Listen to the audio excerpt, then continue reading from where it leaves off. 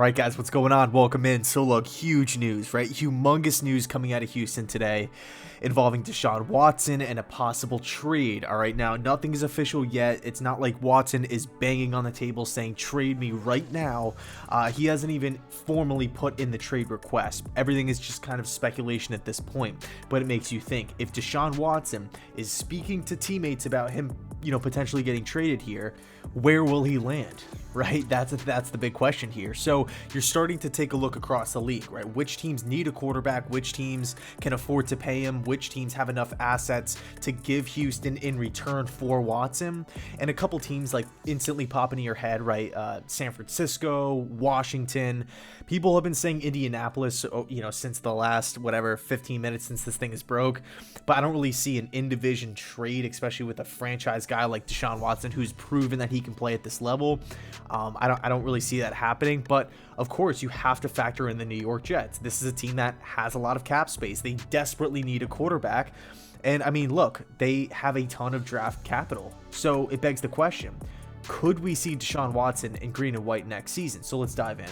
So I think the first base that we should really cover in this video is the Deshaun Watson contract situation, right? As we all know, Watson signed that mega deal in the offseason, right? 2020 offseason, 4-year contract worth $160 million, which is roughly $40 million annually, with $111 million in guarantees. Obviously, that's a ton of money. All right, so the New York Jets, if you're looking at a potential fit, do they have that amount of space to bring in a guy like Deshaun? And the answer is yes. The Jets are right now currently second in the league behind the Jacksonville Jaguars in available cap space for this offseason. So from a financial point of view, it makes sense, right? Numbers on paper, it makes sense. The Jets can afford to bring him in.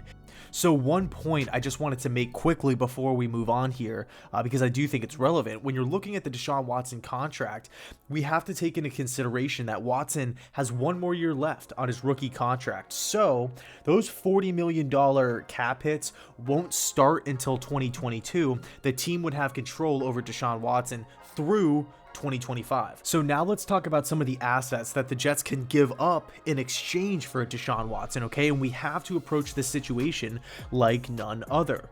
When was the last time a franchise, a bona fide top 10 quarterback in the league gets traded in his prime? It's a rare occurrence, okay? I can't even think, I can't even process when the last time that's happened. I know there's been some rumors with Carson Wentz, but Wentz is not a top 10 quarterback today.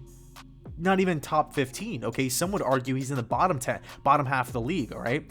Trying to think back, Jay Cutler maybe, but again, he wasn't top 10. He had a lot of potential, first round pick, but he was not at the caliber, he was not at the level of a Deshaun Watson today. I mean, this is a guy who completed over 70% of his passes, so the ball was continuously being put in play last year. The touchdown to INT ratio was great, 33 touchdowns to, I believe, 7 picks. He's a mobile guy, so he could run around, extend the plays, escape the pocket, and really just put on a show out there. You utilize his legs as a legitimate weapon against defenses, right? So obviously Deshaun Watson is a fantastic quarterback in this league, and of course he hasn't really had the best supporting cast around him. The offensive line, there's been a ton of question marks. I love Laramie Tunsil, but for the most part, it's just been turnstiles at a lot of different positions. The wide receivers, I feel like, are always the same kind of guys. They're all either older, they're injury prone, they're expensive. Guys like Will Fuller and Brandon Cooks. So you're looking at Deshaun's career thus far, and he's shown that ability to elevate his teammates around him, right? He's won games, he's made it to the playoffs, he's put up great numbers with a very lackluster supporting cast. So really the point I'm trying to get to here is that the New York Jets are going to have to give up a king's ransom, a treasure trove of players or picks or whatever the case may be. The Jets are going to have to pay a big time price. So again, we have to ask the question, is it worth it? I mean, I feel like the starting point is 3 first-round picks. Luckily for the Jets, we have a couple of Seattle Seahawks first-round picks. We have a couple thirds, so it's not like we would be completely depleted. And I think that just gets you in the door. That's the starting price. 3 first-round picks, including the 2nd overall pick. If you're offering less than that, Houston shouldn't even pick up the phone. I mean, think about it. In today's day and age, when everything is so focused on offense, everything is so focused around quarterback play, scoring points, explosive plays, highlights, everything is so focused around offensive football. The Jets just traded a safety to the Seahawks for 2 first-round picks, a third-round pick, and a starting caliber defensive player in McDougald. We got 4 assets for Jamal Adams as safety. You think Houston's going to really accept anything close to that for a top 10 quarterback in the league in his prime? Absolutely not. The asking price for Deshaun Watson is going to be astronomically high. But here's what's interesting about it. The Jets have so much draft capital. They have all those young players on the defensive side of the football, not much on the offensive side, but if Houston wanted a ton of draft picks and a player or a player or two or something like that, the Jets can definitely offer that. Now it's up to Joe Douglas to see if he wants to do that. So all in all, it really makes a lot of sense. It makes a lot of sense. I mean, from the contract perspective, the Jets can afford to pay him. The Jets have a ton of money available. Really, our only big contract is CJ Mosley. That's it. So the Jets can financially afford Deshaun Watson. Number 2, we have enough draft capital. We have a team full of young players to give up to offer to Houston. So we all know I don't know what the exact asking price for Watson will be, but again, it's going to be extremely high. The Jets have what it takes to get the job done. So again, that's 2 boxes checked. Number 3, Deshaun Watson throughout the course of his career has been playing with lackluster talent, right? Guys that, frankly are either veteran players on the decline of their careers, injury prone, inconsistent players, and he's made it work, right? Again, he's made it to the playoffs. He's putting up these fantastic numbers. He's leading the team. His peers, everybody knows Deshaun Watson's a ball player, right? This guy's a fantastic quarterback in today's league. So he's shown that ability, right? He can walk into this Jets locker room and make guys like Denzel Mims, Jamison Crowder, all of a sudden household names, right? I'm not saying these guys necessarily are horrible players, but what I am saying is that the Jets, the biggest thing with the Jets team in 2020, 2019, it's getting Darnold weapons. He doesn't have weapons. He doesn't, have anything to work with. Deshaun Watson could come in and elevate the teammates, so that's definitely a positive. So as much as this makes sense, right, on paper, with the money, the finances, the draft capital to trade in exchange for Watson, I don't think it's going to happen. I don't. I think JD just wants a clean slate, right? A fresh start. I think he wants to have a lot of money to bring in the players that he wants. I think he wants to have a lot of draft picks to draft the guys that he wants. And I think he wants to create this team in the image of himself. I'm just not so. And look at Joe Douglas's track record so far with the Jets. 2020 was the year of the teardown. 2021, I think, is the year of the rebuild, right?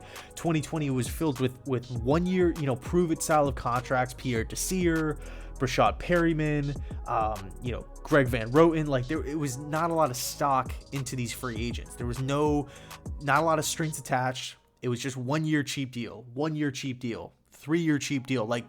So it was so insignificant in the grand scheme of things. I think 2020 again was the teardown. 2021 is finally step one. It's step one of the journey. And I think that's what Joe Douglas is excited for. And you're connecting the dots. Where did Joe Douglas come from? He came from Baltimore. He spent years and years and years in Baltimore, a team that continuously is competitive, continuously builds through the draft. And I think that's what Joe Douglas wants to emulate with the New York Jets. I think if you wanted to do this quick fix, like let's get back to the playoffs as soon as possible, like Mike McCagnon did, bringing back Crow, bringing back Revis, trading for Brandon Marshall, trading for Fitz. I think if that's the realm that Joe Douglas was in, we would have seen some sort of indication of that last year, but that wasn't the case. Again, it was the complete teardown of the team. So, and again, I could be completely wrong here. Who knows? Maybe the Jets will be the first team that calls and just will trade away 4 years of picks. Who knows? I don't know what the Jets will do, but that's just my assumption from the outside looking in. Also, I don't think Deshaun Watson would be too pleased to go to the New York Jets. I mean, he's coming from Houston, a team that's labeled as a dysfunctional team. They let Bill O'Brien have too much power. He was the general manager of the team as well as the head coach, right? Drafting players, trading players away. They let Bill O'Brien have so much power. And now when you remove a guy like that, obviously you're going to have scars. You're going to have, it's going to take some time to get back to normal. So, all in all, who knows what might happen. Again, I don't think Watson prefers to go to the Jets. I think he's maybe eyeing. I think the perfect fits for Deshaun Watson. I think the Bears make a lot of sense.